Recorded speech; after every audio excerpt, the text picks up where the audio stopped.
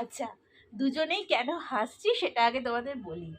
মানুষের পড়াশোনা করতে করতে মানে খিদে ঘুম সব চলে যায়, কিন্তু আমার মেয়ে পড়াশোনা করতে করতে খিদে পেয়ে যাচ্ছে, তাই তো?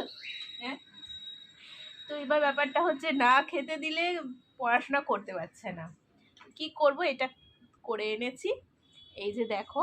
তো এবার খেয়ে বলুক এটা কেমন হয়েছে। আগে আমি বলিনি ওকে এটা কি করেছি, ও খা, খেয়েই বলবে যে কেমন হয়েছে, এটা কি।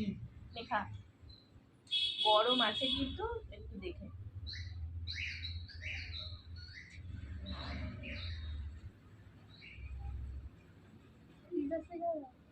পিৎজা পিৎজা লাগছে, কেমন হয়েছে? ভালো হয়েছে, ভালো হয়েছে। তাও আবার পিৎজা পিৎজা মতন লাগছে, মানে ভাবা যায়। আচ্ছা, তো এই পিৎজার রহস্যটা বলে দিই হ্যাঁ তোমাদের।